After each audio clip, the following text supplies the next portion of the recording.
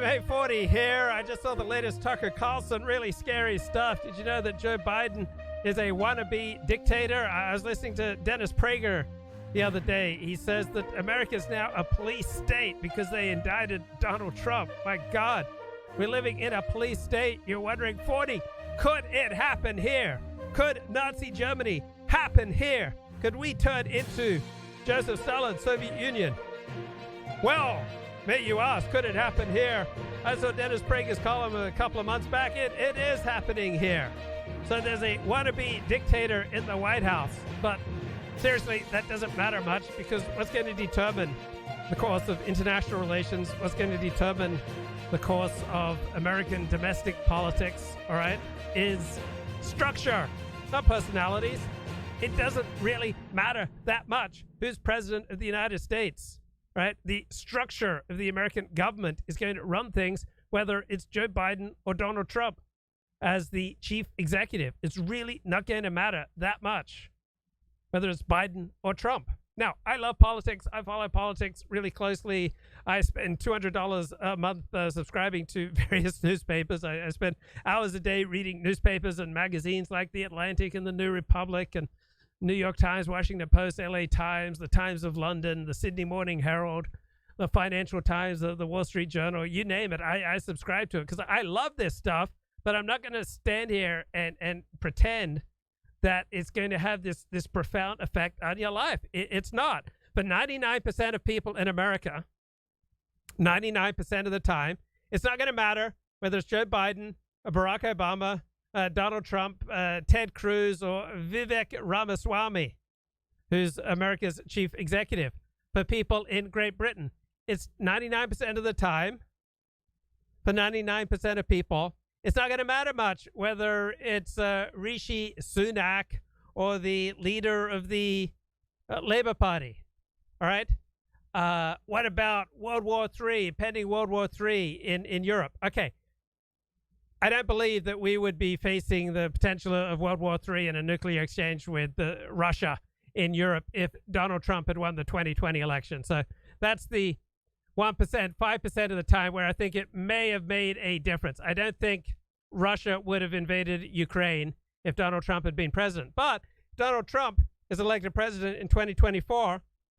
I don't think he has much of a chance of solving this thing. I don't think it's going to matter who is elected president of the United States. We are going to be stuck with a hellacious situation in and around Ukraine for many years to come. No matter who's elected president of Ukraine, who's elected president of Germany, who leads Russia, right? If Putin drops dead tonight, all right, Russia is incentivized by the tragic nature of great power politics to, be in the situation that they're in, which is essentially to annex those parts of Ukraine where the majority of people are Russian speakers, all right? Why would a great power not want to build up a buffer against competing powers? Because in life, you do not know other people's intentions. Like, I don't know what I'm going to say next. I don't fully know what I'm going to do next. You don't know what you're going to say or do next. And so in a chaotic, anarchic world, where we're all stuck essentially in an iron cage together and you can't predict how other people are going to react, the best way to make provision for your own survival is to try to be as strong as possible. And what determines strength is structure, not personality, not charm, not charisma. It's structure. So whether it's that good-looking left-wing Puerto Rican congresswoman from New York, what's her name? Well, what's that Sheila's name? Or Hillary Clinton, or Gavin Newsom, or I don't know who are the other Democratic contenders for president, or Donald Trump, Ron DeSantis, Vivek Ramaswamy, Mike Pence. It could make up to a 5% difference to the power and performance of the United States, right? Up to about a 5%, but for most people, most of the time, it's not really going to make much of a difference in your real life. So we talk about it for fun. We talk about it for intellectual stimulation. We talk about it to, reason things out socially, to, test out ideas against each other. Because iron strengthens iron, so too does one man strengthen another. But there's another wannabe dictator I want to talk about, and that's the wannabe dictator in my pants. But I figured if I put that in the title, nobody would watch the wannabe dictator in my pants. But everybody wants to rule the world. AOC, Ocasio-Cortez, Alexandria Ocasio-Cortez, right? If it was she or Donald Trump as president, it would make about a 5% difference for the power and might of the United States. Probably that would be about it, 10% at the outside. And I'm no fan of AOC. I'm right wing. I've only voted Republican. I will only vote Republican in my lifetime, but I still want to stand in reality. But as Tears for Fears put it back in 1985, everybody wants to rule the world. So why do we not need to fear the wannabe dictator in the White House? Because of structure, right? Other people are incentivized to throw their weight around. Do you think bureaucrats want to be bossed by Joe Biden? Do you think other Democrats want to be bossed by Joe Biden? Joe Biden's a bumbling, 80-year-old man, all right? And he's got staff who've got their own agenda. So I don't think we need to fear the bumbling wannabe dictator in the White House.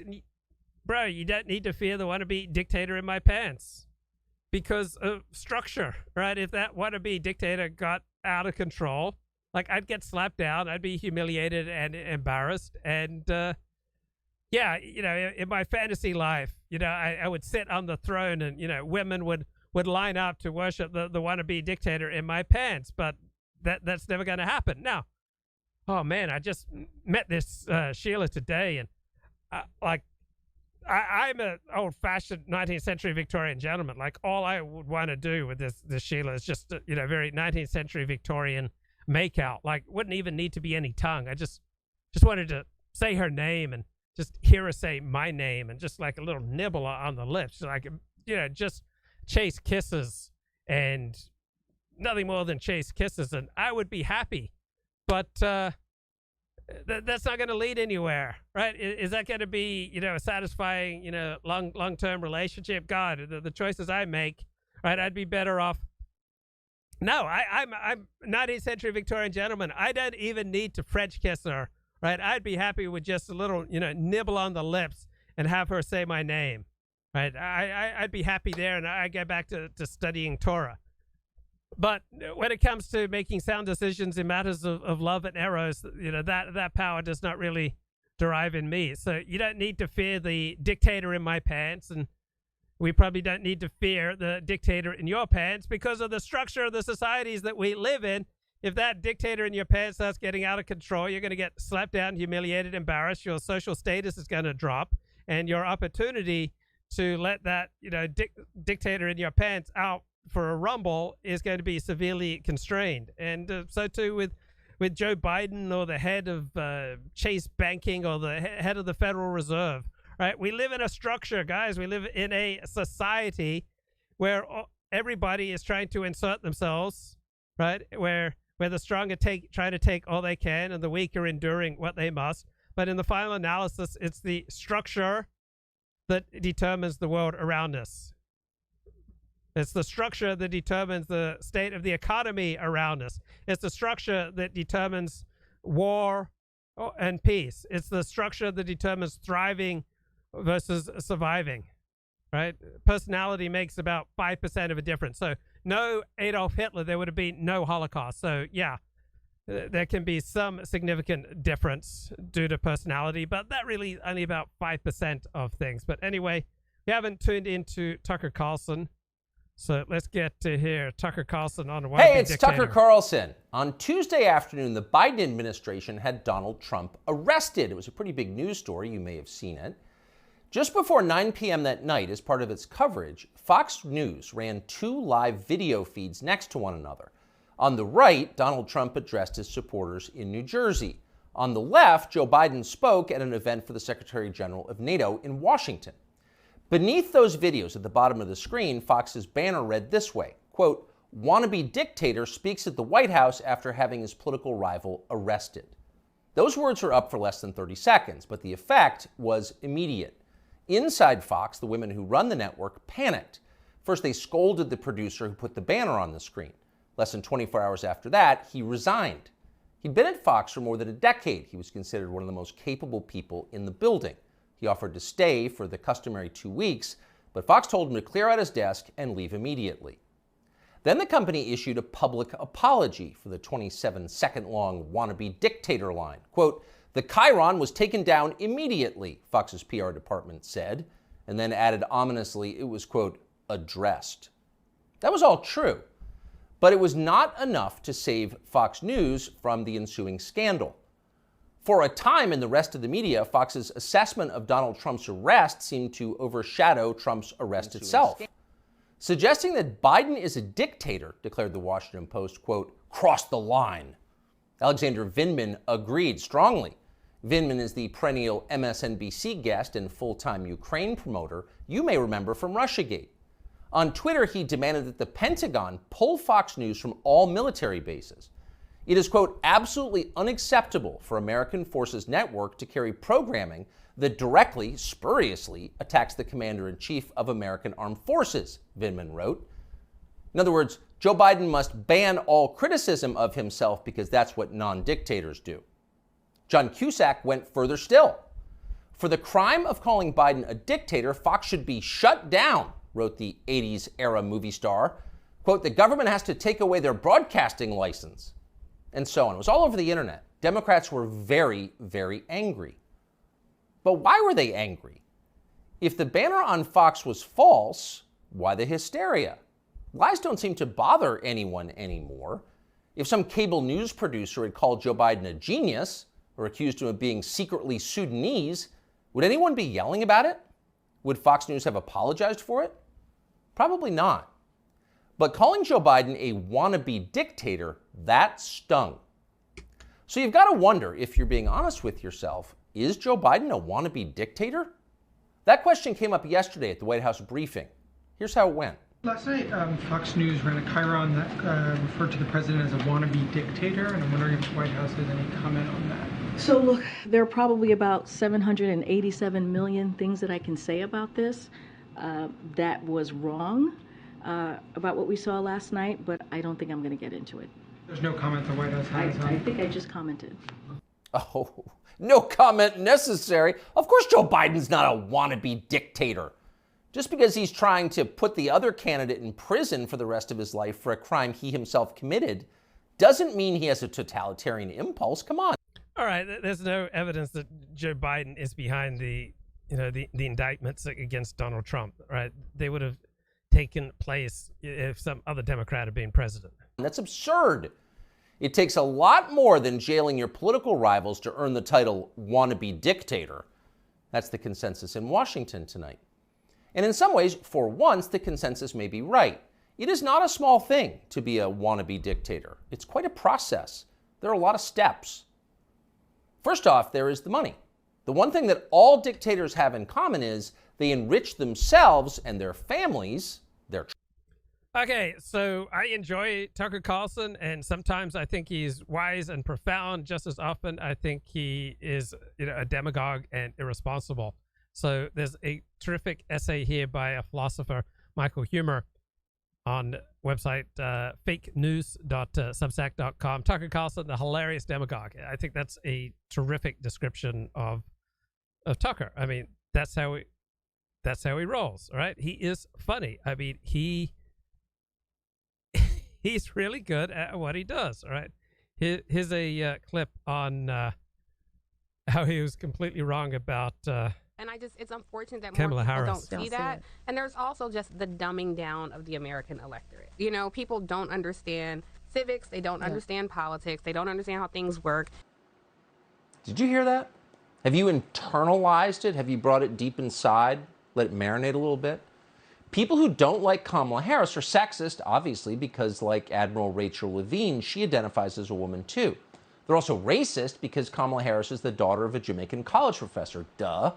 And by the way, they're also stupid by definition. They know nothing about civics or American politics. It's the dumbing down of America. Unlike Kamala Harris, you don't, quote, understand how things work. So the takeaway is Kamala Harris isn't unpopular because she's a bad person. She's unpopular because you're a bad person. You're the problem. Your racism is hurting Kamala Harris's political career. Damn you, bigot. And then we realize. So he is really entertaining. He is fun to watch. How's this for mind bending? Joy Reid was talking about us.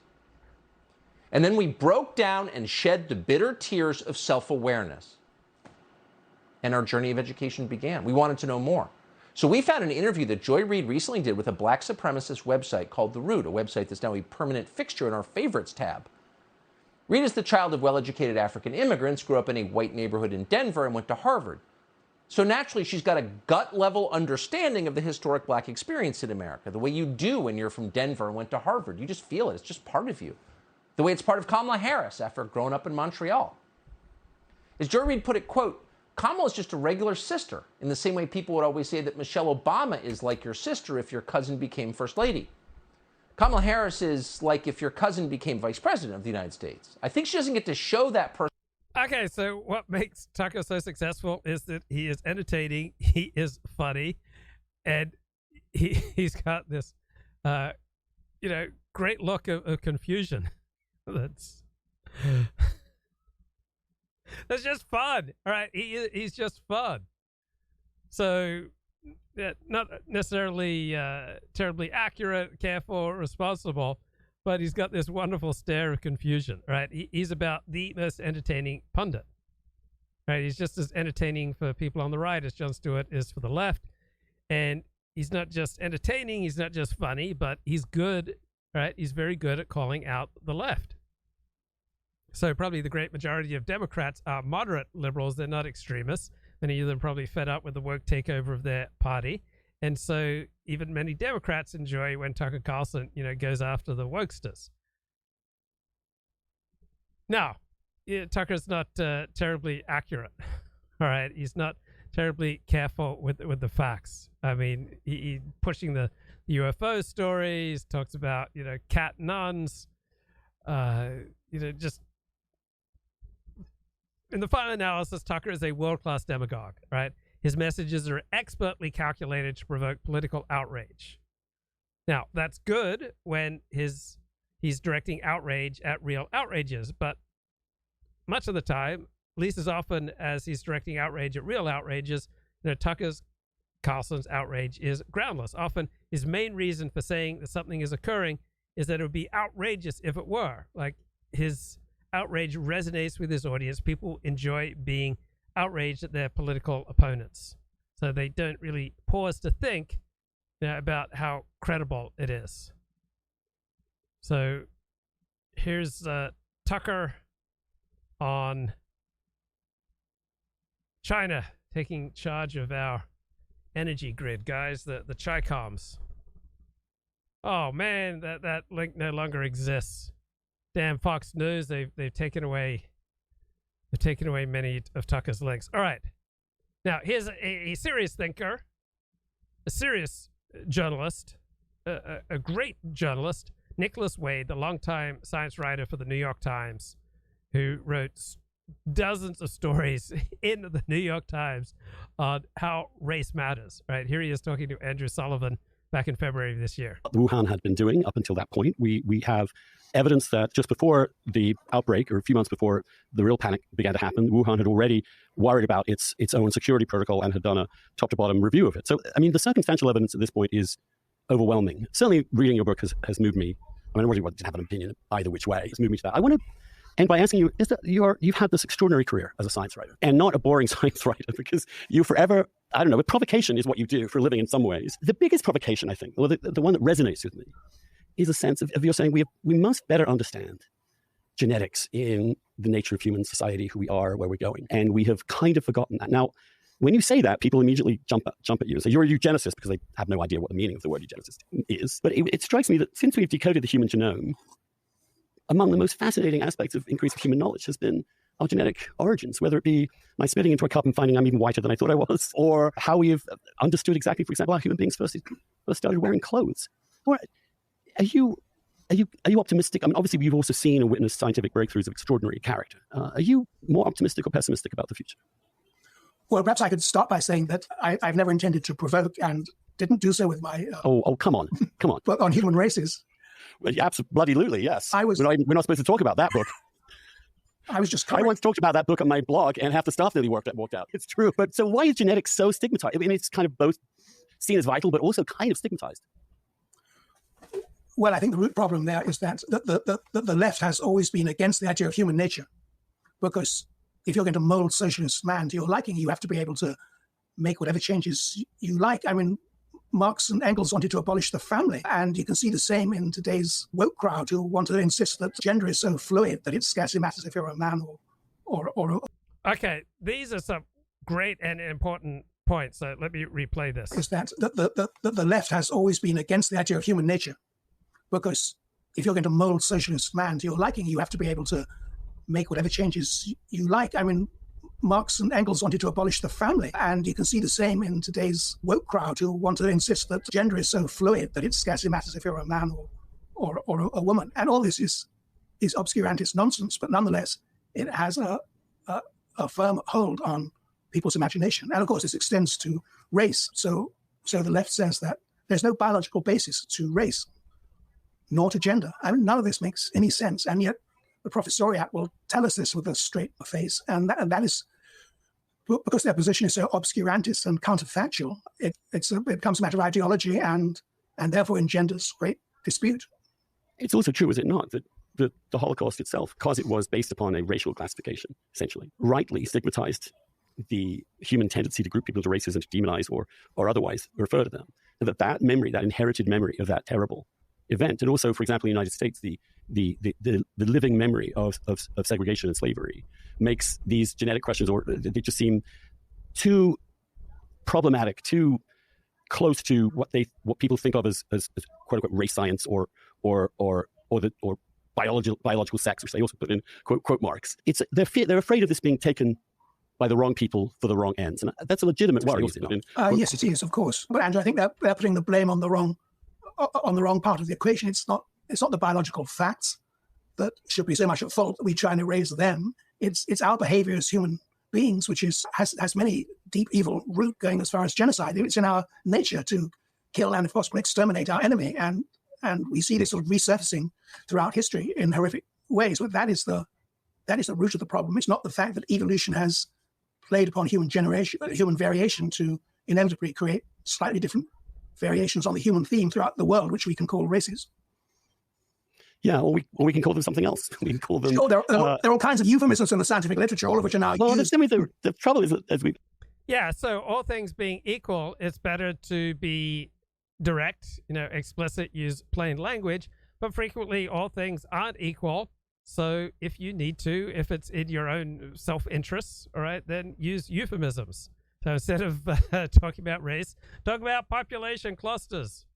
I mean, this has been thoroughly assessed. Race itself is this kind of has and can be entirely a social construction placed upon people irrelevant to their biology. That's not what you're defending. What you're defending is the possibility of clusters of human population that have stayed in the same area for a long time and will over time evolve differently than clusters of people who are in the same period of time in another part of the world who are responding to different environmental challenges. It seems pretty straightforward. I mean, it seems the fact that we have 23andMe shows it's true. It's obviously true. Now, the question is, are these differences meaningful? Are they irrelevant? Are they subtle to the extent that it really doesn't make much difference, or are they so big as to really affect our entire analysis of history and the world? I mean, guess what? These differences are so big, so significant that they have to be the basis for any wise, useful analysis of how the world works. Right? The understanding of population clusters. Right? That different groups have different gifts. Not a magic key, but it's basically the beginning of wisdom for much of social and group analysis. My own view of this is basically this, that humans want the world to be the way they want it to be. And sometimes... So again, unfortunately, we have the guy who doesn't know as much blathering on when we could be listening, Andrew Sullivan, all right, he's no expert on population clusters. We could be listening to the guy who actually knows something, Nicholas Wade. But unfortunately, Andrew has to blather on here. The facts are just don't really fit that. And therefore, we select the facts that we want to support, and we demonize the motives of people who select facts we don't particularly like. Well, it's fine for you to describe this in terms of clusters, and that's perfectly accurate scientifically. But as a science writer, I like to use words that people understand. So people understand the word race. They don't understand cluster unless you spend 10 paragraphs talking about what you mean by cluster. So, Nicholas, you could explain anything in 2 paragraphs because you have. Okay. So I just find not triggering necessarily racial panic with the use of careful, calculated use of scientific terminology. The other thing I want to ask you is that you've been an advocate of the fact that evolution may be occurring faster than we have historically understood, that we're a more flexible species than we thought we were, that we can change in a relatively short amount of time as opposed to glacially over the eons. What's the evidence for that? Okay, let me answer that question along with the earlier one about your belief that I intend to provoke. So I don't intend to provoke. I see myself as just having done my duty as a science writer because it was my job at the Times for several years when the Genome Project was first starting to cover the genome. So I wrote about how you sequence the genome, how you do this, that, and the other, how you look for genes affecting health. But one of the things I came across was that lots of this information inevitably concerned the differences among human groups as we spread out across the globe, i.e. race. But I found as soon as I tried to probe into this, a sudden silence descended. It was something scientists would not talk about. They would put their data out there. They would not discuss it. So if you're a journalist, always looking for a book to write, this subject sort of landed on my doorstep. So I wrote my book to explain what genomics tells us about the structure of race. I'm very proud of it. You can't find this anywhere else because scientists are petrified to write about it. And having said what race is scientifically, I then felt it was also my duty to answer the question you just raised of so what? What does it mean? What is the significance of the fact that we exist in the form of several races? So the second half of my book, which I clearly labeled as speculative, I tried to ferret out what it might mean. And I think I gave reasonable answers. I think you did too. However, most of the reviews just simply refuse to see that you had explicitly said the whole last 2/3 of the book is speculation. In fact, you've specifically divided the book between 2 halves, one what we know and one what we don't know, but which you could possibly infer. And that's what I mean by provocation, Nicholas. I mean, you could have just left it at the this is what we know, but of course you couldn't. But maybe it's just your curiosity. I find it fascinating. I'm just fascinating to understand why Japanese people might be different in some ways than the Scottish. I don't know.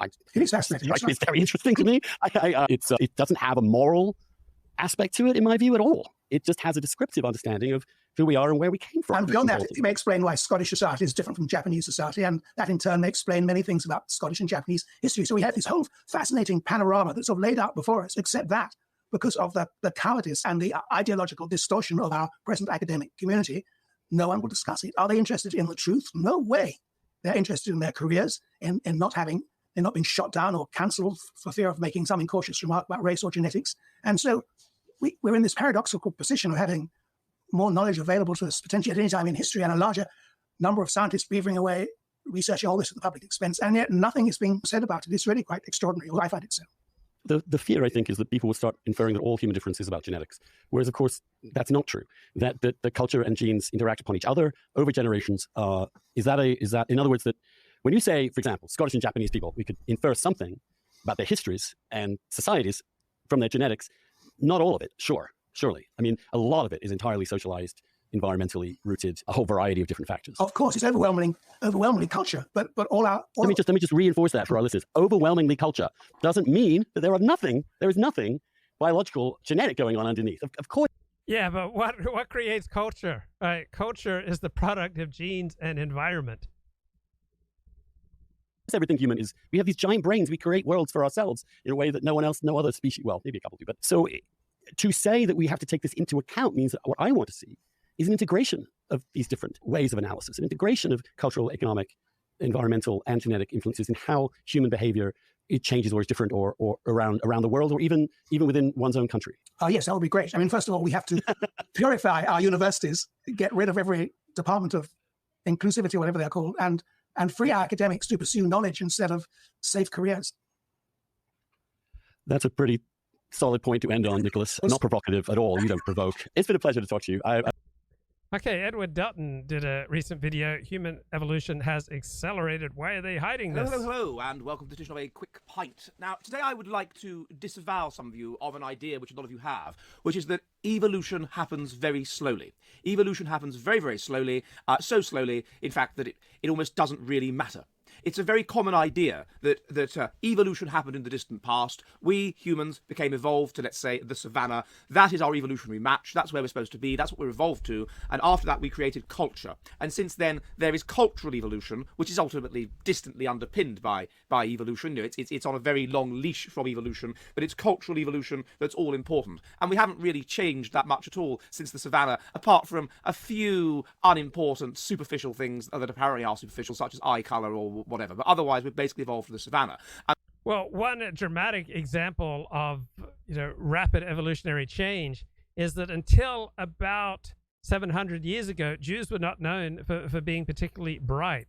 So this phenomenon of outsized, disproportionate Jewish intelligence is a product of only the last 700 years and only of Ashkenazi Jews, right? Mizrahi Jews and Sephardic Jews are not more intelligent than than Europeans, for example. So there was an explosion in numbers of Ashkenazi Jews and in their average IQs just in the last few hundred years.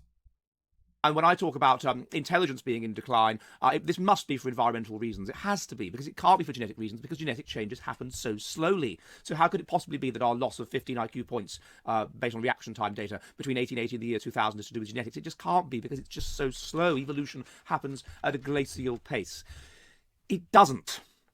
It happens quite quickly. And people who say that it happens quite slowly, it seems to me, either have an agenda or they just don't understand how evolution works. This idea that we are no longer evolving, that we are biologically adapted to the savannah, is patent nonsense. And in that regard, I want to draw your attention to a new article in Aporia magazine by Peter Frost, who is a Canadian anthropologist, which explains that human evolution did not slow down, it accelerated. And he makes his case by presenting the data from two rather interesting papers, one by John Hawkes of the University of Wisconsin, because what you are able to do is you are able to track down SNPs, that is single nucleotide polymorphisms, in other words, versions of a gene, and you are able to track the speed at which they have appeared on the human genome and the speed at which their presence has increased on the human genome across time. So what he finds, this Hawkes guy, is that genome changes accelerated 100-fold, i.e. the speed of evolution sped up 100-fold after we left the savannah and became farmers and indeed started building towns and things like that. The speed of evolution sped up 100-fold.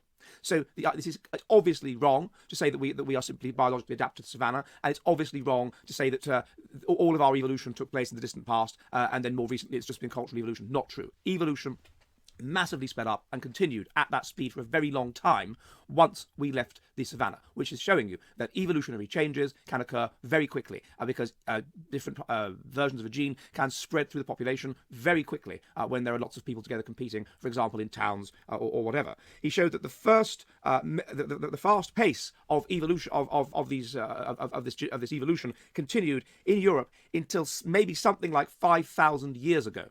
Now, by 5,000 years ago, this is 3000 BC, we have cities, we have towns, we've moved all the way to the North Pole. We are modern people. We are modern people. Definitely not adapted to the savannah, but yet evolution is still continuing at this incredibly fast pace. And although it may have slowed down a bit since, perhaps for various reasons, it's still likely to be going on at a relatively fast pace. So these people that say, "Oh, evolution is not happening; it's all culture," this is palpably wrong. And I should emphasize that this study drew upon many different groups as well. It didn't just draw upon Europeans. It drew upon all different kinds of ethnic groups so that it could show how this was happening and the differences in speed of evolution within the different groups. Now, the second paper was by Libidinsky and colleagues from the Free University of Amsterdam. Again, it showed that there were a number of points in human history where there were major changes in the speed of evolution. And one of these, in which evolution rapidly sped up, in which these changes rapidly sped up, was the period between about 280,000 BC and 1,700 years ago.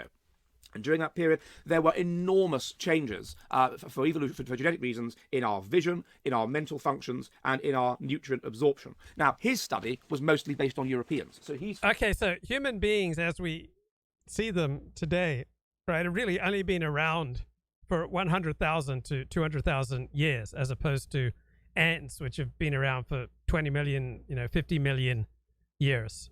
And human beings have evolved dramatically in the last 10,000 years. Ashkenazi Jews, all right, the highest IQ subpopulation, all right, they just had an absolute explosion in intelligence and therefore in influence just in the last few hundred years. So yeah, evolution is accelerating. It's happening all around us. Finding that based simply or substantially on a European sample.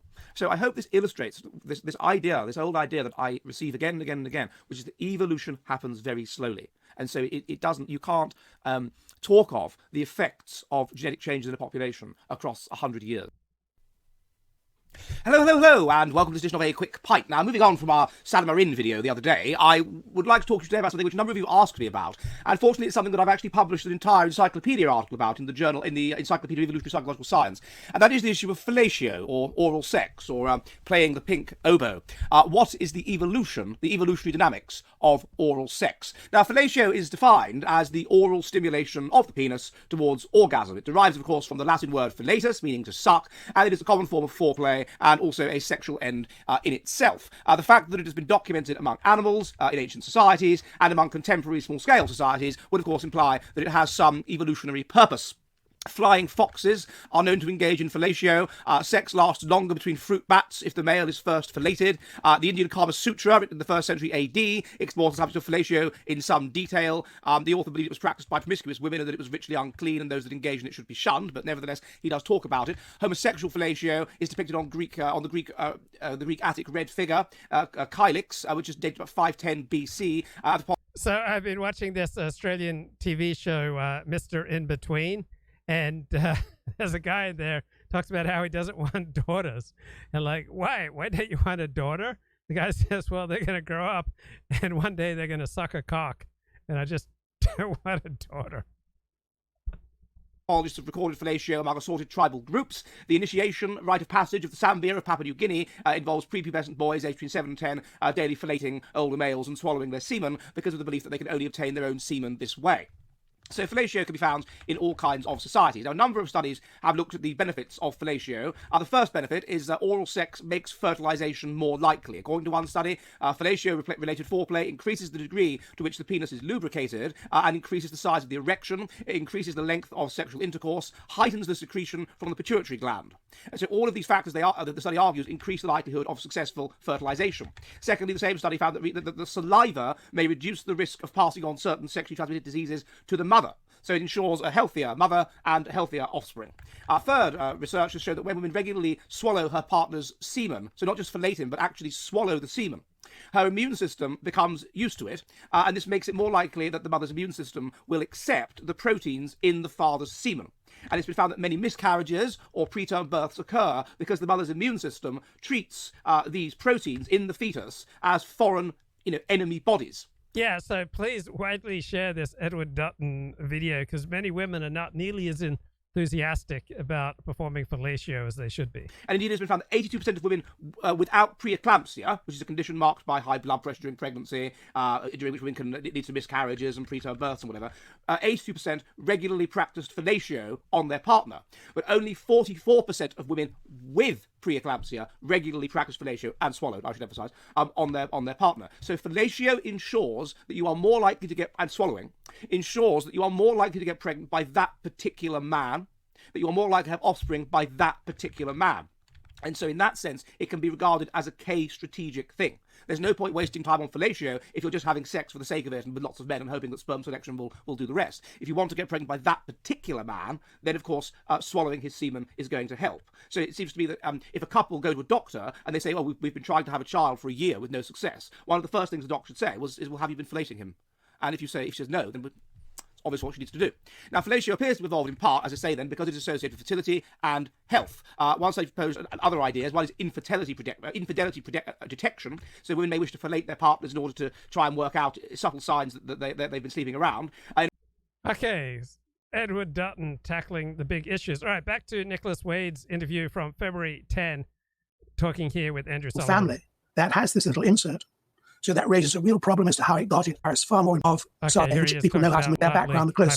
And he looked at the corona about modern knowledge about viruses, which I must say I hadn't kept up on. I was just amazed to see how much we now understand about how viruses work. And he looked at the coronavirus. I should give a technical note for your readers who care about these things.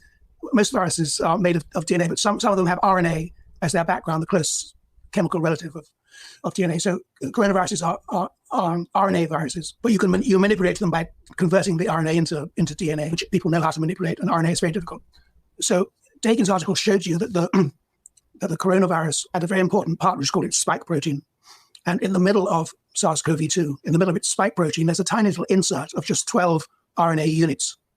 And this insert is very special because, firstly, it makes the virus far more infective than it otherwise would be. And secondly, there is no other virus in its viral family that has this little insert. So that raises a real problem as to how it got it. So none of the other SARS viruses, SARS-1 or any of the coronaviruses, have in their DNA this little inserted RNA strip that seems to make it super contagious for humans. That's correct. Would it also make it super contagious for other animals and who might be subject to the virus? I think that's the case. And the spike protein determines what species the coronavirus can. So out of everyone who talks about the lab leak hypothesis, I find Nicholas Wade the most compelling. Doesn't mean he's the expert, right? There are all sorts of expert virologists who say absolutely not. This was not, from the lab leak. But just, from my position, I particularly enjoyed Nicholas Wade's work in this area. Can attack, but within any given species, having this little insert, it's called the furin cleavage site, will make it far more infective.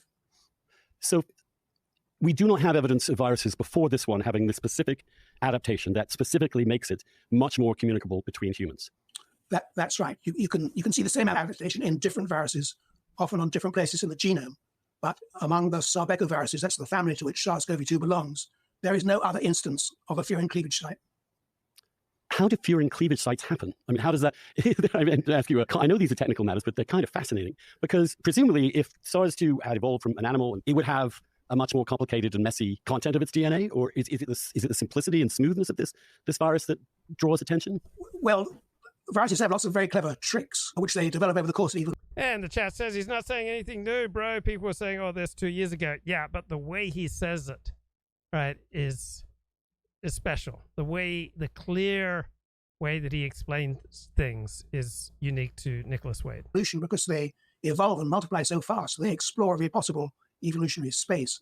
So furin cleavage sites are found in many different kinds of viruses. I don't know if they were evolved independently or not, or whether they were shared, but it's just one of the many tricks. Look, so life hasn't exactly worked out as any of us expected. Like, who knew that the world would, shut down for many months during 2020 due to COVID? You've got your dreams. I've got my dreams. I mean, I'm 57 years of age. I mean, I expected at age 57 to essentially be retired, to, be sitting in my rocking chair, with my wife in her rocking chair, surrounded by our children, surrounded by our grandchildren. And I just imagine that we'd all be sitting there together